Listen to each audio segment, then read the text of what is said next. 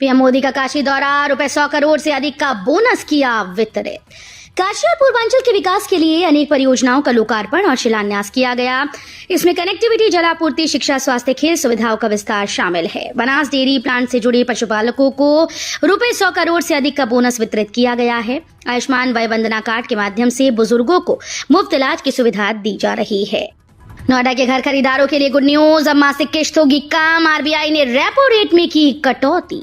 RBI ने अपनी मौद्रिक नीति का रुख भी न्यूट्रल से बदलकर अकोमोडेटिव कर दिया है, जिसका मतलब है कि भविष्य में और भी रेपो रेट में कटौती की संभावना है। एनसीआर के रियल एस्टेट सेक्टर को इससे बड़ा फायदा होने की उम्मीद है, जिसका सेक्टर की ओर से गर्मजोशी के साथ स्वागत किया जा रहा है। यूपी में 5 नए शहर बसाने की तैयारी। 56,000 हेक्टेयर एरिया पर होगी बसाहट। इन इलाकों में बढ़ सकते हैं प्रॉपर्टी के रेट। देश की राजधानी दिल्ली से सटा उत्तर प्रदेश का औद्योगिक नगर नोएडा सालों से निवेश का केंद्र रहा है और लगातार इसका विस्तार होता जा रहा है। ग्रेटर नोएडा के बाद अब यूपी सरकार नोएडा से आगे 5 नए शहर बसाने की तैयारी कर रही है। मेगा प्रोजेक्ट के तहत जेवर में स्थित नोएडा इंटरनेशनल एयरपोर्ट के आसपास इन शहरों को बसाया जाएगा। फीस वृद्धि का विवरण न देने पर 76 विद्यालयों पर लगा 1 लाख का जुर्माना। गौतम बुद्ध नगर जिला शुल्क नियामक समिति की बैठक जिलाधिकारी की अध्यक्षता में कलेक्ट्रेट में शुक्रवार को आयोजित की गई। जनपद के कुल 144 विद्यालयों के द्वारा इस वर्ष की गई फीस वृद्धि का विवरण प्रस्तुत किया गया, जिसमें 3 विद्यालय अमर पब्लिक स्कूल सेक्टर 37, नोएडा पारस पब्लिक स्कूल, मिल्क लिच्ची एवं संत किशोरी विद्या मंदिर सेक्टर 158 नोएडा द्वारा फीस में अनुमन्य वृद्धि 5% व सीपीआई से अतिरिक्त फीस की वसूली की गई। प्रहलाद जोशी बोले, दूसरे राज्यों के लिए आदर्श है अयोध्या, वाराणसी के सोलर कार्य। केंद्रीय उपभोक्ता मामले, खाद्य एवं नवीन एवं नवीकरणीय ऊर्जा मंत्री प्रहलाद जोशी ने गेहूं खरीद, पीएम सूर्य घर सहित विभिन्न योजनाओं में राज्य के बेहतर प्रदर्शन के लिए मुख्यमंत्री योगी आदित्यनाथ को बधाई देते हुए कहा कि नवीन एवं नवीकरणीय ऊर्जा के तहत अयोध्या और वाराणसी में किए गए कार्य दूसरे राज्यों के लिए आदर्श हैं। काशी हमार हो, हम काशी का हई। वाराणसी में बोले पीएम मोदी, बनारस सिर्फ पुरातन नहीं बल्कि प्रगतिशील भी। प्रधानमंत्री नरेंद्र मोदी ने शुक्रवार को वाराणसी में कई महत्वपूर्ण परियोजनाओं का शिलान्यास और लोकार्पण किया। इस दौरान उन्होंने काशीवासियों को संबोधित करते हुए कहा, काशी के हमरे परिवार के लोगन के हमार प्रणाम। आप सब लोग यहाँ हमें आपन आशीर्वाद देला, हम प्रेम का कर्जदार हई। काशी हमार हो, हम काशी का हई। प्रधानमंत्री ने 70 वर्ष से अधिक आयु के 3 वरिष्ठ नागरिकों दिनेश कुमार रावत, राजीव प्रसाद और दुर्गावती देवी को आयुष्मान वय वंदना कार्ड प्रदान किया।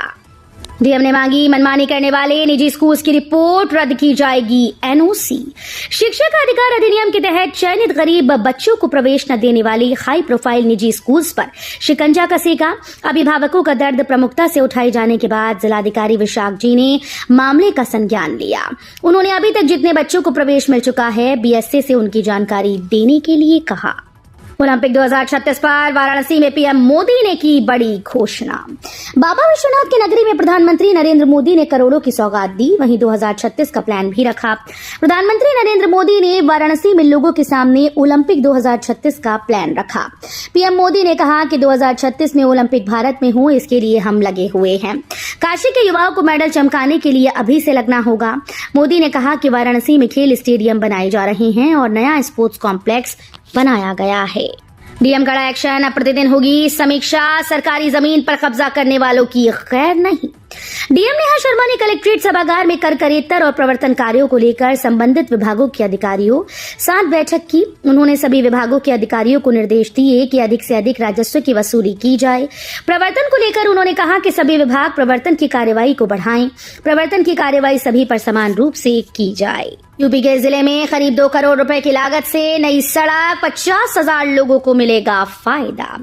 जालौन जिले के ग्राम कुर्तला में करीब 3 किलोमीटर लंबी सड़क का निर्माण होने जा रहा है। इस सड़क के बन जाने से आसपास के कई गांवों के लगभग 50,000 लोगों को आने जाने में बड़ी सुविधा मिलेगी। क्षेत्रीय विधायक मूलचंद्र निरंजन ने भूमि पूजन कर निर्माण कार्य की शुरुआत करवाई। इस परियोजना पर कुल 2 करोड़ 27 लाख रुपए की लागत आएगी। भवनों के रखरखाव से बढ़ाएगा आय, बिल्डिंग मेंटेनेंस और कैंटीन जैसी सुविधाएं भी देगा। निर्माण के क्षेत्र में कई उपलब्धि दर्ज कराने वाले यूपी सिडको अब सर्विस भी प्रदान करेगा। बड़े बड़े सरकारी भवनों के लिफ्ट व अन्य तरह के मेंटेनेंस के अलावा कार्यालयों में कैंटीन और कैफेटेरिया जैसी सेवाएं देकर यूपी सिडको अपनी आय बढ़ाएगा। यूपी सिडको की ओर से सरकारी आवासों के रखरखाव सहित कई तरह की सेवाएं देने के लिए विभागों को पत्र लिखा जा रहा है। सपा का सपना वंशवाद, हमारा सपना राष्ट्रवाद। स्वतंत्र देव बोले, हमें राष्ट्र को गौरवशाली बनाना है। पूर्व प्रधानमंत्री अटल बिहारी वाजपेयी ने नई पार्टी बनाकर चना लैया खाते हुए कार्यकर्ताओं के कारवां को रुकने नहीं दिया। कार्यकर्ताओं को एकजुट होने की प्रेरणा देते हुए पूर्व प्रधानमंत्री अटल बिहारी वाजपेयी ने कहा था कि पार्टी को मां समझकर कार्य करते रहो। गृह मंत्री अमित शाह बूथ अध्यक्ष से राष्ट्रीय अध्यक्ष और मंत्री बने। निश्चित रूप से छोटा सा छोटा कार्यकर्ता भी ऊंची उड़ान भर सकता है। लखनऊ पर भरोसा नहीं, अफसरों से अब सीधे प्रधानमंत्री पूछ रहे हैं। अखिलेश का योगी पर निशाना। प्रधानमंत्री नरेंद्र मोदी शुक्रवार को अपने संसदीय क्षेत्र वाराणसी के दौरे पर थे। इस दौरान प्लेन से उतरते ही रनवे पर पुलिस कमिश्नर, मंडलायुक्त और जिलाधिकारी से पिछले दिनों हुए गैंग रेप को लेकर जानकारी ली।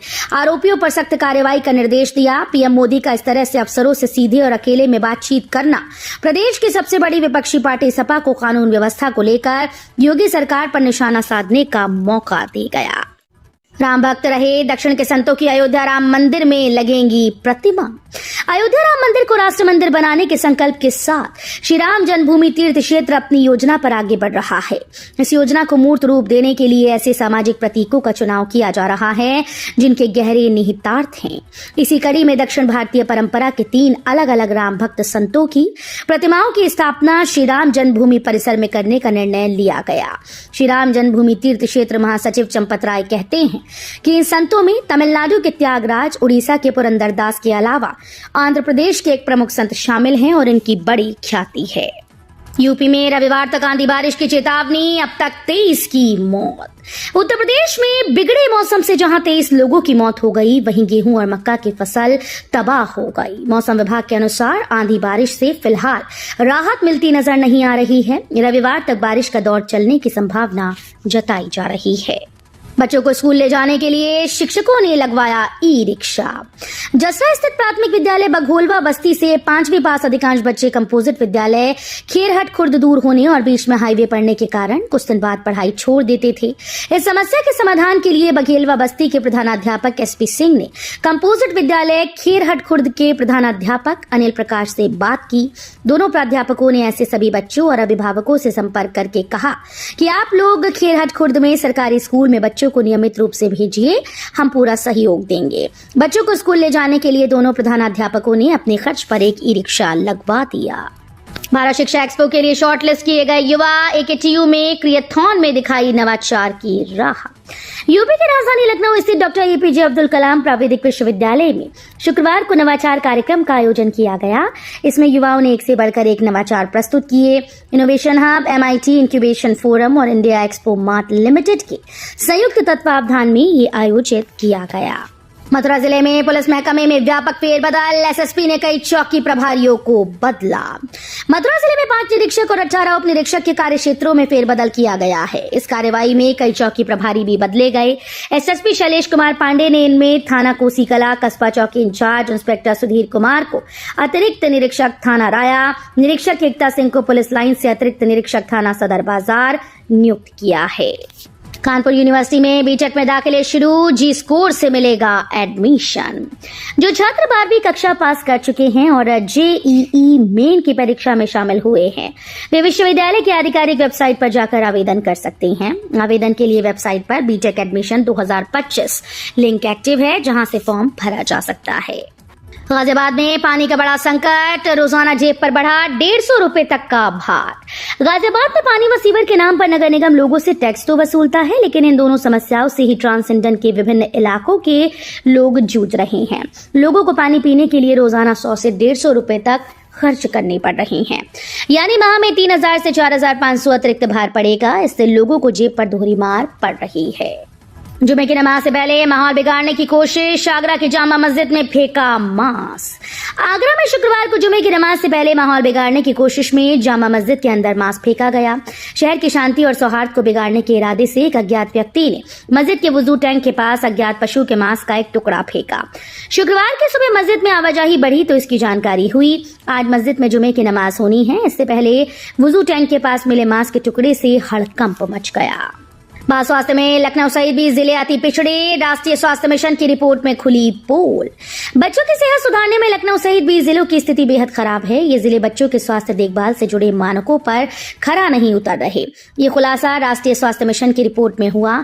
अब इन जिलों में नए सिरे से निगरानी बढ़ाई जा रही है। कोशिश है कि अगले 3 से 6 माह में मानकों को सुधार कर संबंधित जिलों को असेवित श्रेणी से बाहर निकाला जाए। वृंदावन पहुंची महाकुंभ में सुर्खियों में आई हर्षा रिछारिया। 14 अप्रैल से 175 किलोमीटर की पदयात्रा का किया ऐलान। एक समय मॉडलिंग की दुनिया में पहचान बना चुकी और महाकुंभ में वायरल हुई हर्षा रिछारिया अब सनातन धर्म के प्रचार प्रसार में सक्रिय हैं। हर्षा वृंदावन पहुंची और बांके बिहारी जी के दर्शन किए। इस दौरान उन्होंने बातचीत में सनातन युवा जोड़ो पदयात्रा का ऐलान किया। ये पदयात्रा 14 अप्रैल से वृंदावन से शुरू होगी और 21 अप्रैल को संभल में संपन्न होगी। पीएम किसान सम्मान निधि के लाभार्थियों की बनेगी फार्मर आईडी, मिलेगा योजनाओं का लाभ। जिले के किसानों को सरकारी योजनाओं का लाभ सही समय पर और आसानी से मिल सके, इसके लिए कृषि विभाग ने फार्मर रजिस्ट्री की शुरुआत कर दी है। योजना के पहले चरण में जिले के विभिन्न अंचलों के 2 राजस्व गांवों का चयन किया गया है। इन गांवों में किसानों का पंजीकरण किया जाएगा और उन्हें एक डिजिटल फार्मर आईडी दी जाएगी। सरकारी कर्मचारी ध्यान दें, 8 पे कमीशन में मोदी सरकार सीजीएचएस की जगह ला सकती है नई हेल्थ स्कीम। सरकार ने जनवरी 2025 में नए वेतन आयोग को बनाने का ऐलान किया था। 8वें वेतन आयोग देश में मौजूदा आर्थिक स्थितियों का आकलन करके अपनी सिफारिशें जारी करेगा और इसके बाद ही केंद्रीय सरकारी कर्मचारियों की पेंशन और सैलरी में जरूरत के मुताबिक इजाफा किया जाएगा।